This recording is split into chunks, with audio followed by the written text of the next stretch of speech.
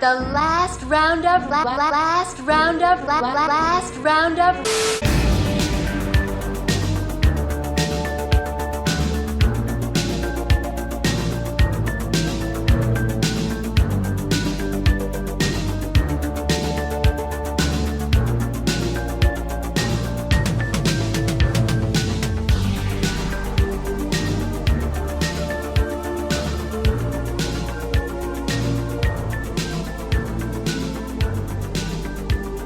Welcome to the Last Roundup Horror Show. I am Frank.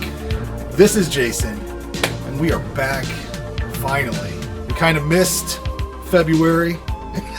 Yeah, we did. We were supposed to release this in February, but man, I was having a hard time getting the movies watched.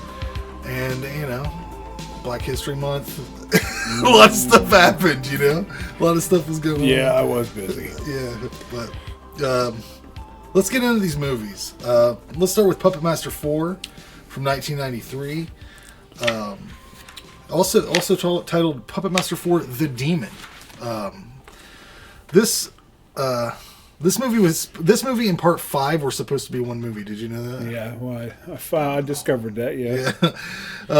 Summary for this film: a young scientist and his friends, upon being attacked by demons, are protected by a gang of animated puppets.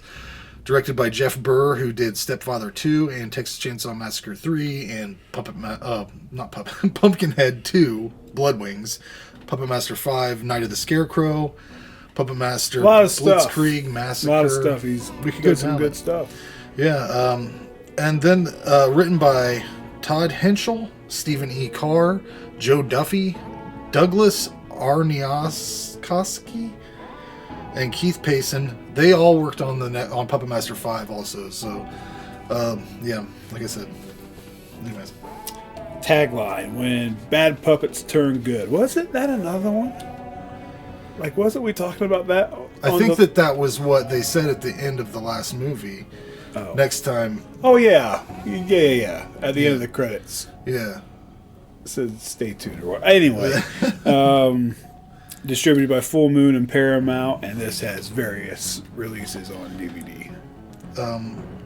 Yeah, like I said, none of them are good. The parts 4 and 5 were supposed to be one theatrical movie called Puppet Master the Movie. And it was supposed to be directed by Charles Band. Evidently, that didn't happen.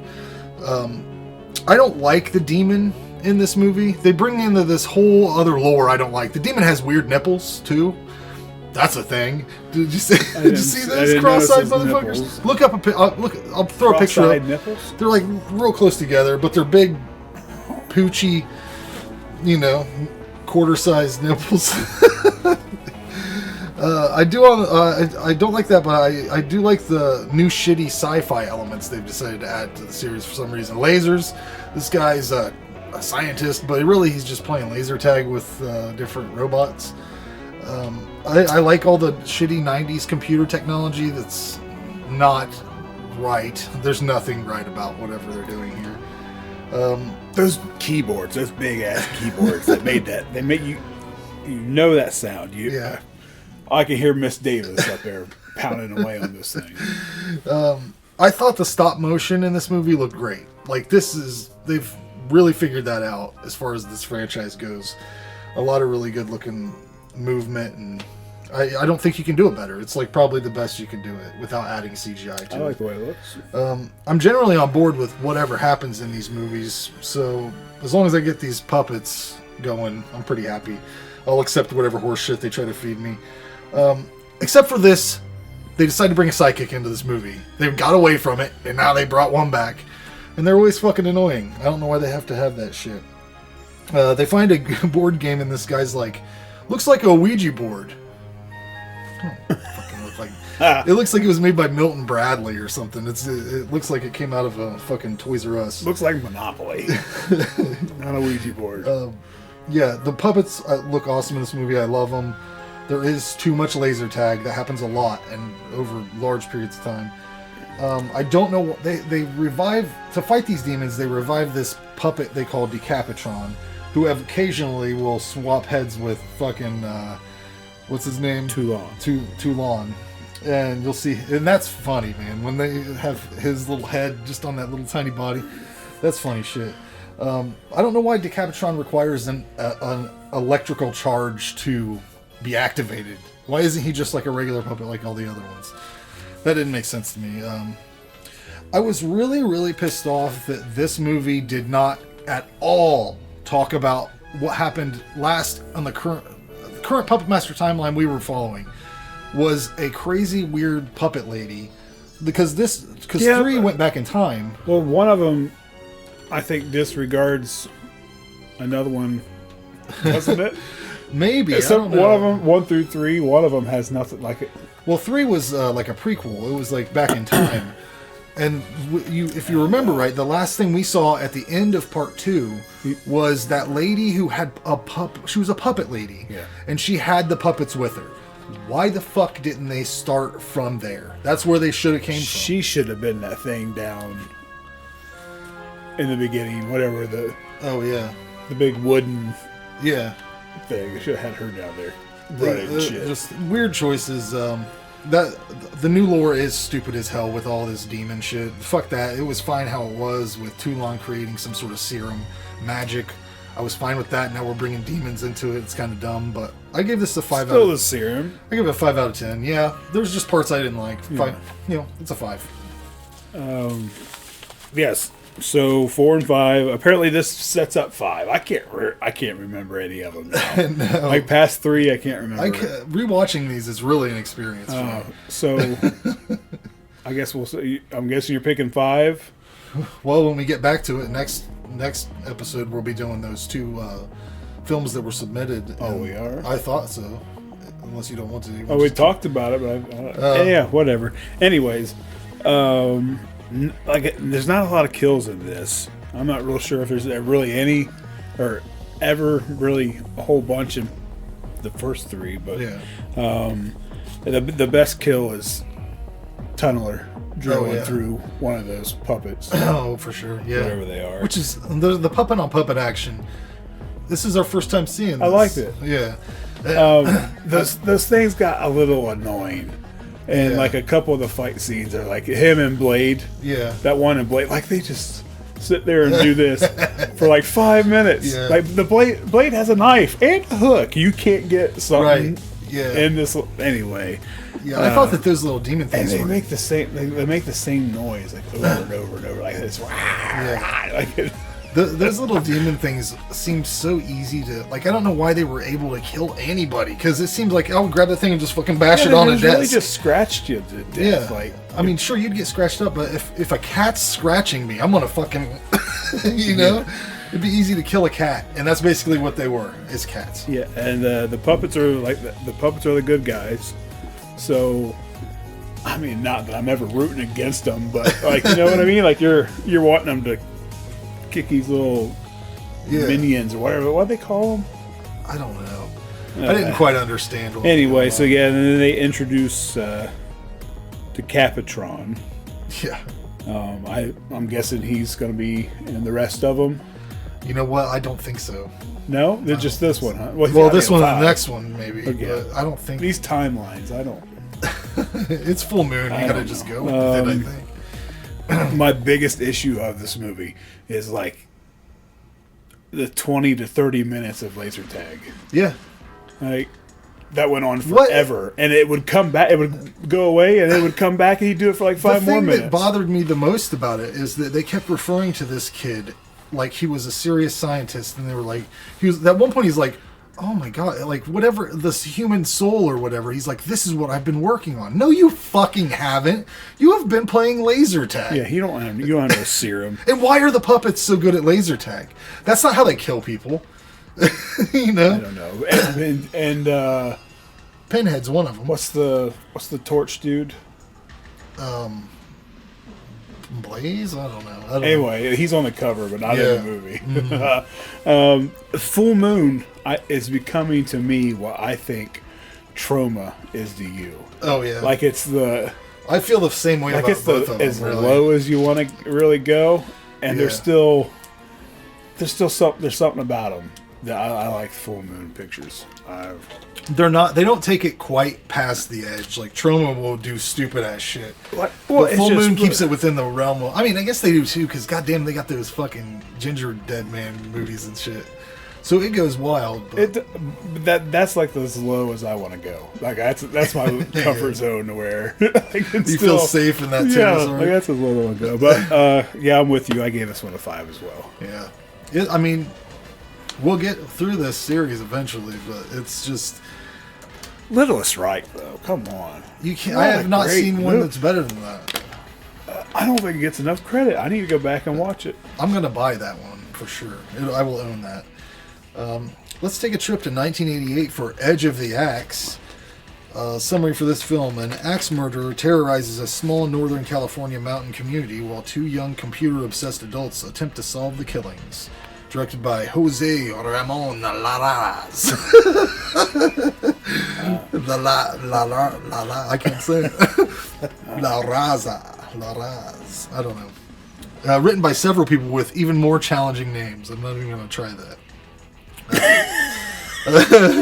I didn't even write them down. I looked at them. I tried to say them several times. Yeah. It's on IMDb. Yeah, Look if you it up. care. You can look it up. But what do you have? Any information? Tagline: There is nothing silent about nights in Paddock County. Distributed by MCEG Home Video and out on Blu-ray through Arrow just last year. What'd you think of that Blu-ray? What'd you think of the nice. transfer? It's very good. It's very clean, nice. I love Arrow. They do such a good job. Yeah, the packaging's great. I haven't seen a bad release. I'm sure that I've seen movies that I don't even think I like come out from them, and I'm like, that looks nice. I mean, it's like It's I almost don't think like you can bank on it, but I think just about anything they put out has something to it that just Yeah, they've It's almost good. tricked me into buying movies that I don't think I like.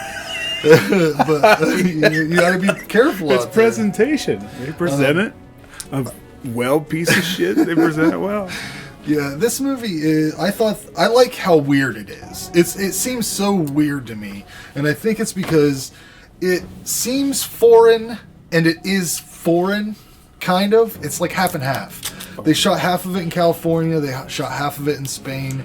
That will make They've created a weird world there.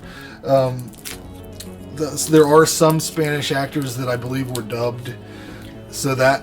They're definitely the blonde dude with the mustache whose wife gets killed, and they have the hogs. I can't remember his name. He's definitely dubbed, and I was laughing my ass off. But whoever made the props for this movie did a great job. Overall, I could not find this man's name or woman's name. There was a makeup artist listed on IMDb, but nothing about the props department at all. And there's like a severed head. There's a pig head. There's a hanging body. They're all really detailed, really cool shit. There's a part in this movie, and I love this. Whenever any TV show or movie, somebody will go into a bar and they will just order. They'll say, "Give me a beer." This guy says, "Give me 2 beers." Now, what this woman brings him is 2 cans of fucking Stroh's. If you went into any bar and you said, "I'll have a beer," and they brought you a Stroh's, what would you do? Because I think that I would fucking leave. Like, is this what you're gonna give me? What, like, beer to me? Generic beer would be a Budweiser or something like that, a Coors, something like that. Yeah, great. Michelob. Yeah, Michelob. Don't give me an Ultra though. That's for ladies. Great. There's great bullshit 80s computer science. This shit was never a thing, right? They're like, it's like early text messaging or something, or what is it? I never got a computer that early. This shit is like, she just types in whatever she wants. It's like the internet, but not. It's like a genie. It's like instant messaging before instant messaging. But she can type something into it, like a question. Oh yeah. And it just brings back an answer. Like, I don't know. It's like, what's that shit, Siri or Alexa, you know? But the early version. Yeah. At one point, I saw a bum drinking Jim Beam. That doesn't happen. I just want to say that straight out. Bums don't drink Jim Beam. They don't have money for that. That's like $21 a bottle. What are you talking about? It was a liter too, so... there's a lot of cool stuff to look at. throughout this movie. It's like a time capsule of 1988. I think I enjoyed the non-slasher scenes a little bit more than the actual murders and stuff, because it's like you see all this shit in the background. You're like, is that fucking? And I think the product placement must have been wild on this, because there was sun-kissed everywhere. Yeah. There was sun-kissed in places that. There was something I was going to ask you if you caught, but I can't remember what it was now. Yeah, there was a lot of stuff. Is it just me? I thought that this movie seemed like it was structured very similarly to Pieces. Do you know what I'm saying? Like, they kept going from person to person, trying to make you think that anybody could have been this killer or whatever. Oh yeah, a lot of red herrings in this, for sure. It was ridiculous. Like, down to where they would play a song or something, which the soundtrack is fucking bonkers. I want to have it, but it's like one of those. That's another thing that makes it so fucking weird is this music that they play. They're like these generic pop songs they'll throw in there. A lot of weird shit. There's a great scene where a lady's reaching blindly for some shotgun shells in a closet, and her fucking fingers get chopped off. That shit's awesome. It looks great. It's the highlight of the film for me, I think. Yeah, but like I said, there's a lot of product placement. I wrote down a few: Sunkist, Coca-Cola, Absolute, Jim Beam, Chips Ahoy. There's all kinds of shit in the background, and everything's pointed so you can read it. That was what caught my eye. Overall, it's a fun movie. A few rather slow moments involving a weird text message thing they were doing back and forth. The love story falls flat. I don't know. I gave it an 8 out of 10. There's enough here to recommend this to anybody, no matter what kind of horror you like. So, I agree. But this, going back to the director, this Jose Ramon Larraz, whatever. The Spanish director. But if you go to, did you look at his other stuff? Yeah, I did. Check it out. Really recognize anything? No, I didn't recognize anything either. But like all of those movies that he directed have amazing posters, and they look like every one of them I want to watch now. Oh, really? Because I enjoyed this, and the posters. Yeah, that's the thing that I almost went down the rabbit hole because I saw there was a lot of Spanish titles, but then there was a lot of English titles. Yeah, who knows? Maybe this dude is like a huge director that I don't know about, but we've been missing out on it. All of his movie posters. They nailed them, because I'm telling you, go look again. Yeah. Tagline: there's nothing. Wait a minute. What? We already did this. You gave it an 8. Yeah. Yeah. So 80s slasher, which is by far my favorite genre. That's my thing. White Mask Killer.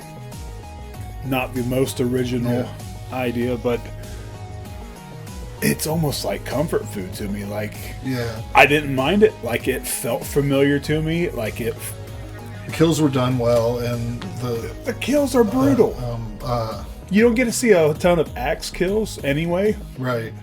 But I think there's maybe one or two that kind of you could tell kind of looks kind of. But there are some really good, brutal kills with an axe. This is the first time I watched this. This slipped by me somehow. Just when you think you've seen all the good slashers, this was only previously on VHS. So, what a great way for our first viewing of this movie! Yeah. Like, the director's never gonna know that we just watched this movie. But how cool is it to be? Almost 40 years later, two dudes are discovering his. Yeah, I mean, is this dude even still alive? I have no idea. Anyway, it's well done. It's well made. It's shot well. It has atmosphere. The music, the acting, the characters, they're all good. All great for a slasher. I already said the kills are great. Keeps you guessing. Lots of red herrings. Who done it? It's the twist got me. Actually, the twist at the end, it fucking got me. I thought I had it down. I even said to my wife, I'll fucking eat my hat. And I did. See, I don't have one today. Good fun slasher. It's under the radar. At least in Yeah, I our never neck of the saw it, woods. I've never heard anyone talk. I never even saw the video cover for it or anything. No. Which, But yeah, I gave it an 8. so recommend. Throw a stake on that one. Let's move on to Rec 2 from 2009. Summary for this film: in order to ascertain the current situation inside, a supposed medical officer and a GEO team step into the quarantined and ill-fated apartment building.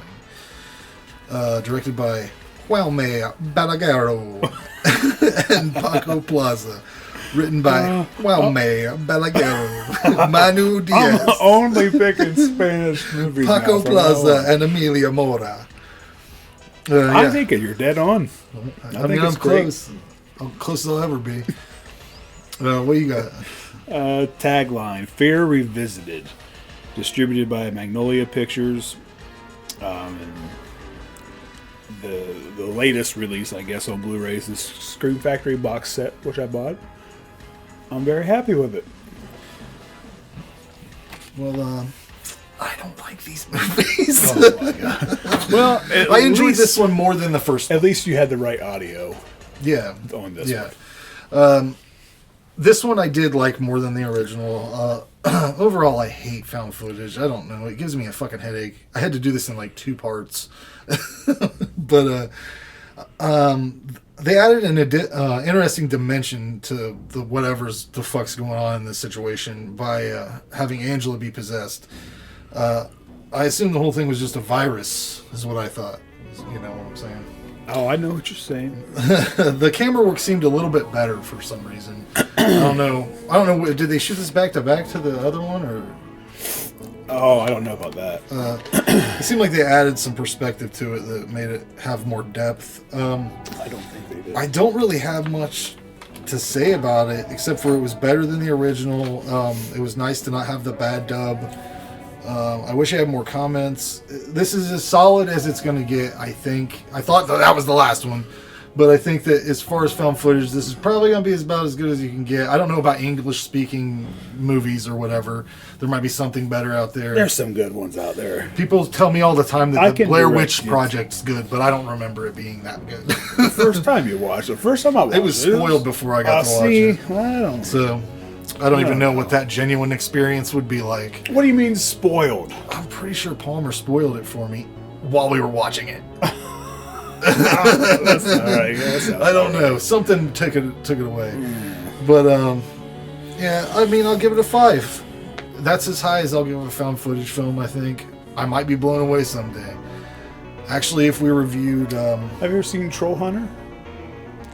I've dabbled with maybe playing that one. I've been hovering over that one before. Hell House LLC. I haven't watched that one either.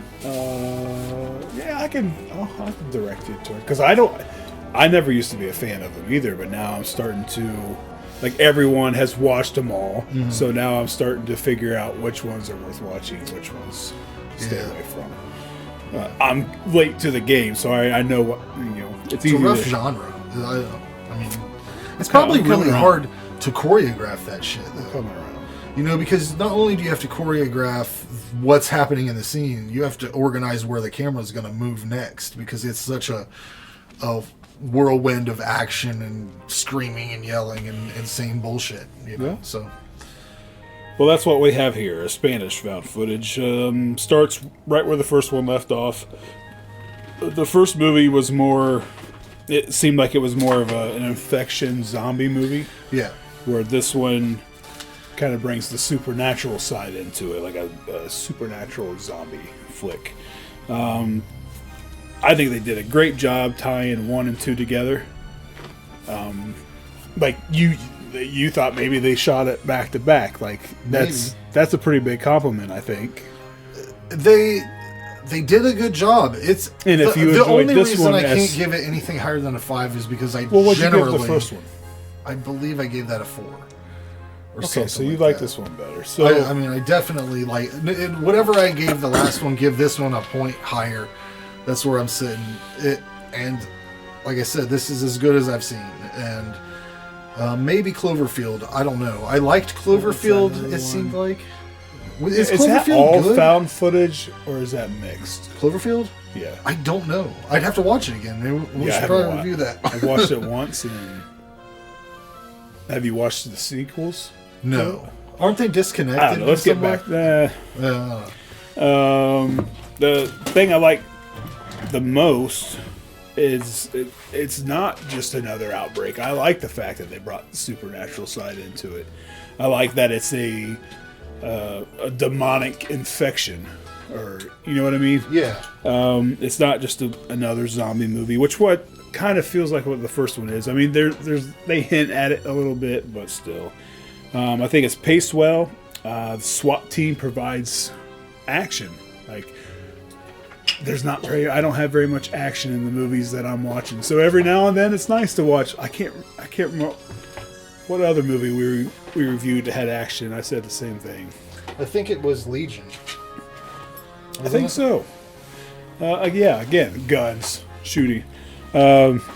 Sound production, again, same as the first one. Amazing. I thought they did a great job. There's no music. It's just all ambiance. They did a great job, I think. And the visual effects, they look good too. I gave it the same as the first. I gave it both these an 8. Well, you really becoming a fan of the found footage? No, I wouldn't say that. You're giving them 8s. Well, this is like you said. This is what the best I've seen. Most of the time, it seems like I could do it with one of these fucking cameras in my backyard. So, that says a lot for me to give it a 5. Let's see how you felt about the Velocipastor. Let me get a drink here first. Anyways. Because there's a lot to say about this one. There's a lot. The Velocipastor, 2018. After losing his parents, a priest travels to China, where he inherits a mysterious ability that allows him to turn into a dinosaur. He doesn't travel to China. I don't remember that either. Well, I mean, he's supposed to, but it's not China. That's probably not. At first, horrified by his new power, a hooker convinces him to use it to fight crime and ninjas. Written and directed by Brendan Steer. You have any information? Yeah. You can buy it if you want it, but I don't know. Tagline: Man of the Cloth. Distributed by Wild Eye Releasing, 2019, and put out on DVD through them as well. Fun production fact: after filming and before developing, they baked the film in an oven at 200 degrees Fahrenheit to achieve the aged look, and they also manually achieved the film's scratchy look by dragging it across the bathroom floor in the dark. Now, I didn't notice any of these effects. This is information that I believe they probably submitted themselves to IMDb. I don't think that's true. Film? Yeah. This wasn't on film. Not at all. It couldn't have been. Impossible. I mean, there is stuff I like about this. I want to set the table with this. There's one point where they use text in place of expensive special effects. That made me laugh. It's just like a guy reacting to a car explosion. It says car explosion. I think it says VFX or something. Yeah. I'd like Frankie Mermaid. This character, Frankie Mermaid, he calls himself that because he's swimming in bitches. I like that. That's dumb shit. The sense of humor is somewhat similar to Hectic Knife, I thought. Like, that would be a good double feature if you wanted to be annoyed for a night. The dinosaur looks like garbage. What Complete garbage. I can't remember what that said. It's just $4. Yeah, give us some more. Oh, what do you say? I like those guys. We buy them at the same place. Hey. Anyway. But the dinosaur is just like a fucking dinosaur costume you can buy off Etsy or something. For Halloween. Yeah, it looks I bad. have mixed feelings about it. I think it's on purpose. Of course it is. But I think that's part of what the thing that I like about it is that they balance that with the overly serious love shit between this priest and this hooker. I thought they worked well together. I thought any scene they were in was like deadly. It was too serious, and the acting was as good as they could do. Like that was the best acting in the movie was between them. There's an older priest that has a war flashback that I enjoyed. A woman explodes and he just has blood all over him. It was pretty enjoyable. There's some creative editing at points, which there's a love montage, love scene montage. I think this is the editor going, please don't judge my work, because he really was chopping and screwing this the way this shit looked. This movie just doesn't go far enough to make it like a Sharknado or something. I was hoping it would be like a Zombievers, which was great and over the top, or what was that heavy metal? Over the top. Oh yeah, Stallone. I like Commando Ninja. Have you ever seen that? Nope. Or Kung Fury or Nope. Turbo Kid or something like that. I was hoping it'd be crazy like that. It's just they didn't have the money to even do anything like that, or the abilities, or the writing. So yeah, I give it a 4 out of 10. If you like shitty schlocky movies, you won't have a terrible time. But it's not a movie I would ever buy. I would never own this, and I like shitty You movies. can if you want it. You can buy it. It's out there. Indie horror comedy. It's hard. It's hard for me to review movies like this because it's not my thing. To me, these movies are a waste of time. This was a waste. Like of time, I would never, purposely put this in and want to watch it. It's dumb. It's goofy. It's stupid. I mean, that's the point behind all of it. I'm open. I'm open to low budget movies. This should have been a 15-minute YouTube video. But you gotta, you gotta give me something. You gotta put some effort. There was a part where I laughed out loud, and it's where the bad guy, the evil ninja master guy is laughing, and he has this like really bad actor white guy that's like his sidekick, and he's just like laughing like ha ha ha ha. He has like 4 different kinds of laughs. I recommend watching this movie with someone else. Like I watched this movie with Ann, and we were able to laugh and have a good time with it, even though it's just it's a stupid movie. And if you can drink, Oh yeah, that would help too. In the end, I'm sure they accomplished what they wanted to. So yeah, I can't fault them for necessarily making a sucky movie, but it is what it is. They did what they tried to do. I gave it a 3. Well, but yes, I agree with what you said. If you like this kind of movies, then if you like Hectic Knife, Hectic Knife, this movie makes Hectic Knife look like it should have won an award or something. Hectic Knife has some really, really good comedy in it. The plot's stupid and the whole idea is stupid, but there's good, funny, hilarious parts.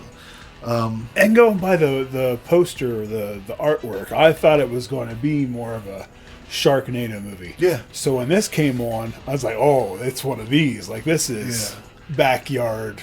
Yeah, it lets you know right off the bat because the first thing you see is that guy's parents explode, and it shows the words instead of the effects.